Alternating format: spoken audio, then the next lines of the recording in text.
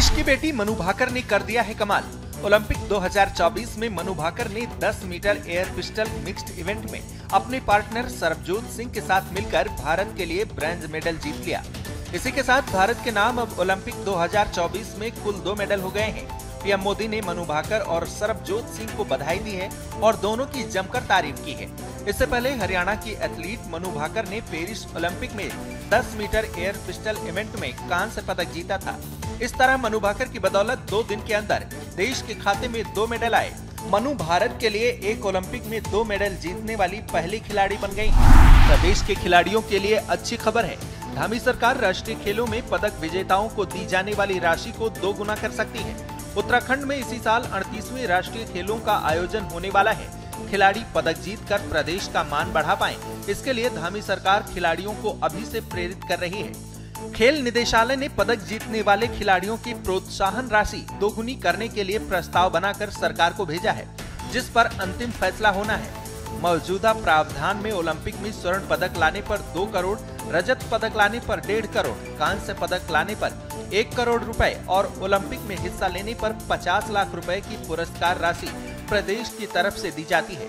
राष्ट्रीय खेलों में स्वर्ण पदक पर 6 लाख, रजत पदक पर 4 लाख और कांस्य पदक पर 3 लाख रुपए की पुरस्कार राशि दी जाती है। दिल्ली में केदारनाथ मंदिर का निर्माण और केदारनाथ धाम से 230 किलो सोने का विवाद अब तक गर्म है। इस बीच केदारनाथ विधानसभा के पूर्व कांग्रेस विधायक मनोज रावत ने नए और सनसनीखेज आरोप लगाकर प्रदेश का माहौल गर्मा दिया है। पूर्व कांग्रेस विधायक मनोज रावत ने धामी सरकार पर चारधाम यात्रा के रजिस्ट्रेशन में घोटाला करने का आरोप लगाया है।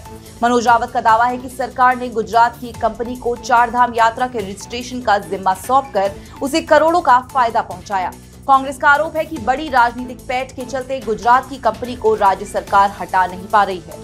चारधाम यात्रा और कम से कम केदार भूमि में जो भी यात्रा व्यवसाय से जुड़े हैं, चाहे धार्मिक लोग हैं चाहे व्यवसायी लोग हैं, उनकी आज एक ही मांग है कि रजिस्ट्रेशन की प्रक्रिया को रद्द किया जाए। सरकार रजिस्ट्रेशन की प्रक्रिया को इसलिए रद्द नहीं कर रही है क्योंकि सरकार ने सेफ्टी मैनेजमेंट के नाम पर बड़ौदा गुजरात की कंपनी को ये काम दिया है, जिसको हर साल करोड़ों रुपया मुफ्त का पेमेंट कर रही है ताकि कंपनी को नुकसान ना हो। वो हमारी जनता का नुकसान सरकार, उत्तराखंड सरकार राज्य की, केदार घाटी की और चारधाम की जनता का नुकसान करना चाहती है। रुद्रपुर में मुख्यमंत्री राहत कोष के 5000 के चेक पर 3000 की दलाली मांगने के मामले में थाना ट्रांजिट कैंप पुलिस ने 2 आरोपियों को गिरफ्तार कर लिया है। गिरफ्तार दोनों आरोपियों के नाम जावेद और सुरजीत शर्मा है। पुलिस पूछताछ में आरोपियों ने बताया कि वो ट्रेवल एजेंट का काम करते हैं। बता दें कि मामले से जुड़ी एक ऑडियो क्लिप सोशल मीडिया पर खूब वायरल हुई थी, जिसका खुलासा एसएसपी मंजूनाथ टीसी ने किया। उन्होंने बताया कि लाभार्थी से जावेद नाम के शख्स ने बात की और 5000 के राहत चेक में 3000 रुपए का कमीशन मांगा। ये भी कहा कि जब बड़ी रकम का चेक आएगा तो उनसे पैसा नहीं लिया जाएगा। मामले को लेकर पूर्व कांग्रेस विधायक और वर्तमान बीजेपी विधायक के बीच जमकर जुबानी जंग भी हुई थी। उधमसिंह नगर जिले के पंतनगर गोविंद बल्लभ पंत कृषि यूनिवर्सिटी में छात्राओं ने एक प्रोफेसर पर छेड़छाड़ के गंभीर आरोप लगाए हैं, जिसके बाद कुलपति ने आरोपी प्रोफेसर को निलंबित कर जांच के आदेश दे दिए हैं। मामले की जांच विश्वविद्यालय की sexual harassment and gender justice committee को सौंपी गई है। कमेटी 7 दिनों में जांच कर रिपोर्ट कुलपति को सौंपेगी। पुलिस अधिकारियों का कहना है कि ये मामला उनके संज्ञान में नहीं है, न ही उनको कोई तहरीर दी गई है। तहरीर आने पर मुकदमा दर्ज कर कार्रवाई की जाएगी। हरिद्वार में गंगा जल लेने आ रहे शिवभक्त कांवड़िए गंगा नदी के तेज बहाव की चपेट में भी लगातार आ रहे हैं, लेकिन पहले से मुस्तैद जल पुलिस और एसडीआरएफ की टीम लगातार कांवड़ियों की जिंदगी बचा रही है।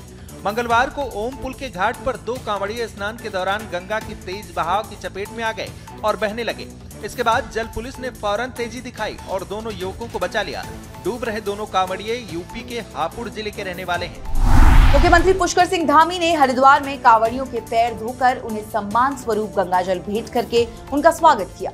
इसके बाद हर की पैड़ी से लेकर नारसन बॉर्डर तक हेलीकॉप्टर से कांवड़ियों पर पुष्प वर्षा की। सीएम धामी ने कांवड़ियों का स्वागत करते हुए कहा कि हरिद्वार पूरे देश की श्रद्धा का केंद्र है। राज्य सरकार को कांवड़ियों का स्वागत करने का सौभाग्य मिला है। कांवड़ियों की सेवा करना सभी के लिए पुण्य का काम है। धामी ने कहा कि पिछले साल के मुकाबले इस साल कांवड़ मेले और यात्रा से जुड़ी व्यवस्थाओं को और अधिक सुधारा गया है, जिससे कांवड़ यात्रा में शिव भक्तों की संख्या नया रिकॉर्ड बनाएगी। पहाड़ से लेकर मैदान तक लगातार हो रही भारी बारिश के बीच मौसम विभाग ने नया अलर्ट जारी कर दिया है। मौसम विभाग के निदेशक विक्रम सिंह ने कहा कि अगले 2 से 3 दिनों तक देहरादून समेत प्रदेश के 10 जिलों में भारी बारिश हो सकती है। पौड़ी, टिहरी, नैनीताल, चंपावत, बागेश्वर और उधम सिंह नगर जिले में भारी बारिश का रेड अलर्ट जारी किया गया है। भारी बारिश के दौरान लोगों से सतर्कता बरतने की अपील की गई है। केदारनाथ के बेस कैंप गौरीकुंड को जोड़ने वाले कुंड पुल पर 4 व्हीलर वाहनों की आवाजाही बैन कर दी गई है। पुल के मरम्मत कार्य के लिए ये फैसला लिया गया है। मरम्मत का काम पूरा होने तक पुल से केवल 2 पहिया वाहन ही आ जा सकेंगे। केदारनाथ जाने वाले यात्रियों को मरम्मत का काम पूरा होने तक वैकल्पिक मार्गों से जाना होगा। पिछले दिनों केदार घाटी में भारी बारिश के कारण मंदाकिनी नदी का जलस्तर बढ़ गया था, जिससे NH 107 पर कुंड में बने इस मोटर पुल को भी नुकसान पहुंचा था। पुल के आधार पर एक हिस्से को काफी क्षति पहुंची थी। महादेव का जलाभिषेक करने के लिए गंगाजल लेने हरिद्वार पहुंच रहे कांवड़ियों का जोश और उत्साह देखते ही बन रहा है। कांवड़ के अलग अलग रंग देखने को मिल रहे हैं। डाक कांवड़ के भी पहुंचने का सिलसिला शुरू हो चुका है। इस बीच रुड़की से तिरंगा कांवड़ ने लोगों का ध्यान खींचा है। तिरंगा कांवड़ के साथ चल रहे शिव भक्त कांवड़ियों का कहना है कि अपनी संस्कृति और सनातन धर्म को आगे बढ़ाने के लिए उन्होंने तिरंगा कांवड़ बनाई है और इसके साथ ही वो हरिद्वार गंगाजल लेने आए।